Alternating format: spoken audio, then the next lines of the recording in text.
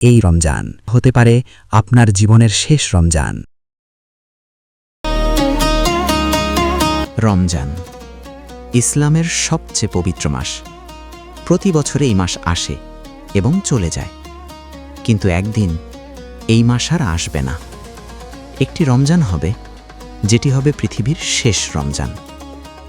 সেই রমজানে কি ঘটবে, কোরআন কি বলে, হাদিস কি বলে? আজকের এই ডকুমেন্টারিতে আমরা সেই অজানা সত্যের দিকে এগিয়ে যাব।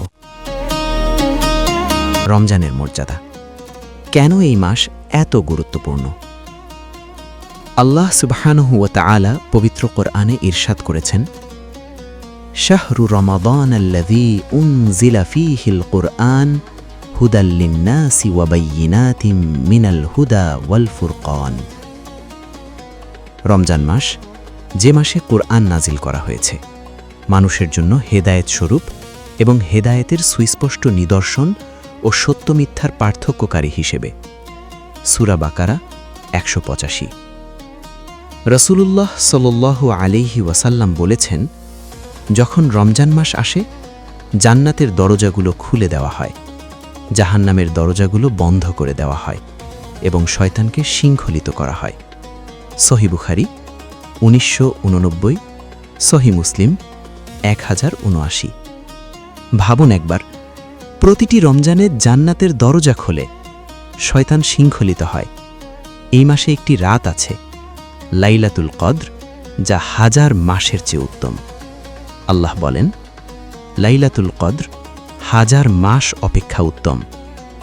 সূরা কদর ৩। এই মহাপবিত্র মাসের একটি শেষ আসবে চিরতরে। শেষ রমজান বুঝতে হলে আমাদের আগে বুঝতে হবে কিয়ামতের আগে পৃথিবীর অবস্থা কেমন হবে। রাসূলুল্লাহ সাল্লাল্লাহু আলাইহি ওয়াসাল্লাম কিয়ামতের আগের যুগ সম্পর্কে অনেক আলামত বলে গেছেন। আসুন সেগুলো একে একে দেখি। আলামত ১, ইলম উঠে যাবে, জাহেলিয়াত বাড়বে। রাসূলুল্লাহ সাল্লাল্লাহু আলাইহি ওয়াসাল্লাম বলেছেন, কিয়ামতের আগে ইলম উঠিয়ে নেওয়া হবে, অজ্ঞতা বিস্তার লাভ করবে। সহিহ বুখারী ৮০। ইলম মানে শুধু বই বা স্কুল নয়, ইলম মানে আলেম ওলামা। যখন আলেমরা মারা যাবেন, তখন মানুষ মূর্খদের কাছে ধর্মীয় প্রশ্ন করবে, আর সেই মূর্খ নেতারা নিজেরা পথভ্রষ্ট হবে এবং মানুষকেও পথভ্রষ্ট করবে। আলামত ২, ফিতনা ছড়িয়ে পড়বে। আল্লাহর রসুল সাল্লাল্লাহু আলাইহি ওয়াসাল্লাম বলেছেন, কিয়ামতের আগে এমন ফিতনা আসবে যেগুলো অন্ধকার রাতের মতো। সেই ফিতনায় মানুষ ভোরে মুমিন থাকবে, সন্ধ্যায় কাফের হয়ে যাবে, সন্ধ্যায় মুমিন থাকবে, ভোরে কাফের হয়ে যাবে। সহিহ মুসলিম ১১৮। আলামত ৩, সময় সংকুচিত হয়ে যাবে। রাসূলুল্লাহ সাল্লাল্লাহু আলাইহি ওয়াসাল্লাম বলেছেন, কিয়ামতের কাছাকাছি সময় সংকুচিত হয়ে যাবে। ১ বছর ১ মাসের মতো হবে, ১ মাস ১ সপ্তাহের মতো হবে, ১ সপ্তাহ ১ দিনের মতো হবে। তিরমিজি ২৩৩২। আজকে কি আমরা সেটা অনুভব করি না? মনে হয় না সময় কত দ্রুত যাচ্ছে? রমজান আসে, রমজান চলে যায়, বছর শেষ হয়ে যায় চোখের পলকে। আলামত ৪, মসজিদ সুন্দর হবে কিন্তু হৃদয় শূন্য থাকবে। রাসূলুল্লাহ সাল্লাল্লাহু আলাইহি ওয়াসাল্লাম বলেছেন, কিয়ামতের আগে মানুষ মসজিদ নির্মাণে গর্ব করবে, কিন্তু সেগুলোতে কম যাবে। নাসাই, ইবনে হিব্বান। আজকে পৃথিবী জুড়ে লক্ষ লক্ষ মসজিদ, কোটি কোটি টাকা খরচ হচ্ছে মসজিদ সাজাতে, কিন্তু নামাজে কতজন আসছে? ইমাম মাহদির আগমন এবং রমজান। শেষ যুগে কিয়ামতের কাছাকাছি সময়ে ইমাম মাহদি আসবেন এবং অনেক আলেমের মতে ইমাম মাহদির আগমন রমজান মাসে হবে।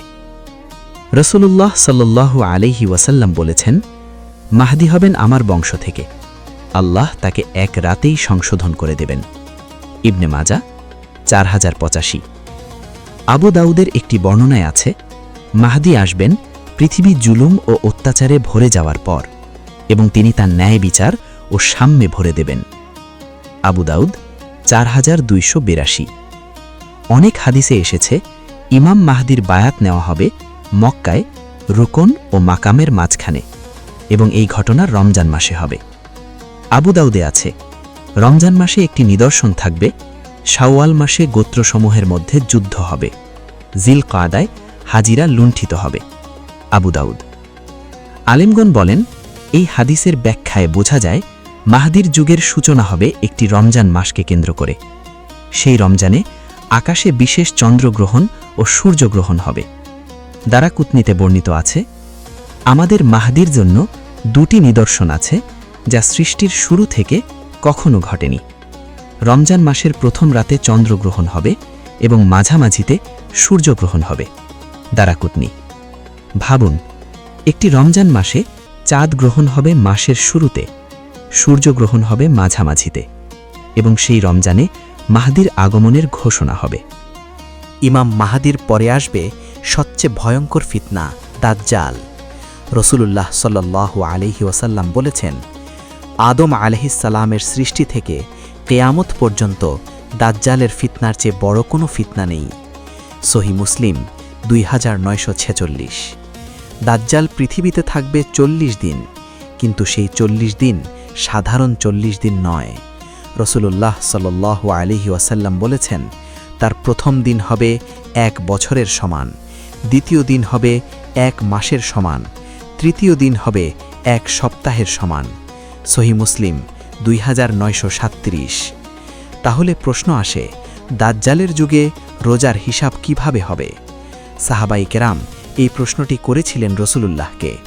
তারা জিজ্ঞেস করলেন, ইয়া রাসূলুল্লাহ, সেই দিনগুলোতে নামাজের সময় কিভাবে নির্ধারণ করব? রসুলুল্লাহ বললেন, তোমরা অনুমান করে সময় নির্ধারণ করবে। সহিহ মুসলিম 2937। আলেমরা বলেন, এই একই নিয়ম রোজার ক্ষেত্রেও প্রযোজ্য হবে। মানুষ তখনও ইবাদত করতে থাকবে, যদিও সময়ের হিসাব অস্বাভাবিক হবে। এমনকি দাজ্জালের ফিতনার মধ্যেও মুমিন বান্দারা রোজা রাখবে, নামাজ পড়বে। ঈসা আলাইহিস সালামের অবতরণ এবং শেষ রমজান। দাজ্জালকে হত্যা করবেন হযরত ঈসা ইবনে মারিয়াম আলাইহিস সালাম। তিনি আসমান থেকে নেমে আসবেন দামেস্কের সাদা মিনারের কাছে।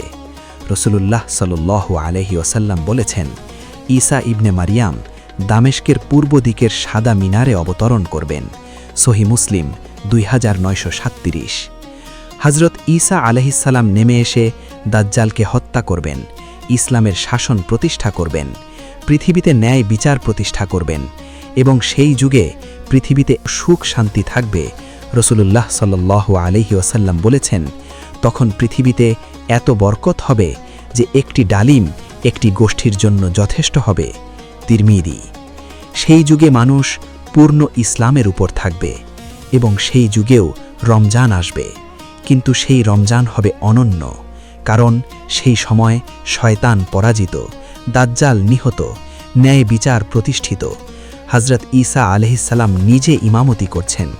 সেই রমজানের ইবাদতের কথা কল্পনা করুন। কিন্তু এর পরও পৃথিবী একদিন শেষ হবে। শেষ রমজান, কিয়ামতের ঠিক আগের মুহূর্ত। হযরত ঈসা আলাইহিস সালাম পৃথিবীতে কিছুকাল থাকার পর ইন্তেকাল করবেন। এরপর ইয়াজুজ মাজুজ আসবে। তারপর ধীরে ধীরে পৃথিবী থেকে ভালো মানুষেরা চলে যেতে থাকবে। রসুলুল্লাহ সাল্লাল্লাহু আলাইহি ওয়াসাল্লাম বলেছেন, আল্লাহ একটি ঠান্ডা বাতাস পাঠাবেন ইয়েমেনের দিক থেকে, যে বাতাস প্রতিটি মুমিনের রূহ কবজ করে নেবে। সহিহ মুসলিম 2940। তারপর পৃথিবীতে শুধু থাকবে খারাপ মানুষ। রসুলুল্লাহ সাল্লাল্লাহু আলাইহি ওয়াসাল্লাম বলেছেন, কিয়ামত কায়েম হবে না যতক্ষণ না পৃথিবীতে আল্লাহু আল্লাহু বলার মতো কেউ থাকবে। সহিহ মুসলিম 148। অর্থাৎ যখন পৃথিবীতে একজনও মুমিন থাকবে না, তখনই কিয়ামত আসবে। তার মানে মুমিনরা যতদিন আছে ততদিন রমজান আসবে। শেষ রমজান সেই রমজান যে রমজানের পরে আর কোনো মুমিন পৃথিবীতে থাকবে না। সেই রমজান কারা পালন করবে? হয়তো অল্প কিছু মানুষ মরুভূমিতে পাহাড়ে লুকিয়ে রোজা রাখবে। হয়তো পৃথিবীর কোনো এক প্রান্তে একজন মুমিন শেষবারের মতো সেহরি খাবে, শেষবারের মতো ইফতার করবে, শেষবারের মতো তারাবি পড়বে এবং সেটাই হবে পৃথিবীর শেষ রমজান। আমাদের জন্য শিক্ষা। এই রমজান কি আমার শেষ রমজান? প্রিয় দর্শক, আমরা জানি না কেয়ামতের শেষ রমজান কবে, কিন্তু আমরা কি জানি এটি কি আমার ব্যক্তিগত শেষ রমজান? রাসূলুল্লাহ সাল্লাল্লাহু আলাইহি ওয়াসাল্লাম বলেছেন, যে ব্যক্তি ঈমানের সাথে এবং সাওয়াবের আশায় রমজানের রোজা রাখে, তার পূর্ববর্তী সমস্ত গুনাহ মাফ করে দেয়া হয়। সহিহ বুখারী 38। প্রতিটি রমজান হতে পারে আপনার জীবনের শেষ রমজান। হয়তো আগামী রমজান আসার আগেই আপনি বা আমি চলে যাব। তাই এই রমজানকে, এই মুহূর্তকে সর্বোচ্চ গুরুত্ব দিন।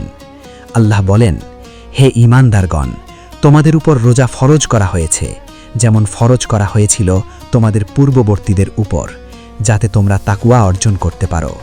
সূরা বাকারা 183। তাকওয়া, আল্লাহর ভয়, এটাই রোজার মূল লক্ষ্য। আল্লাহ আমাদের সবাইকে প্রতিটি রমজানকে শেষ রমজানের মতো গুরুত্ব দিয়ে পালন করার তাওফিক দিন। আমাদের রোজা, তারাবিহ, কোরআন তেলাওয়াত এবং দোয়া সব কবুল করুন, এবং কেয়ামতের দিন আমাদের যেন রমজানের শাফায়াত নসিব হয়।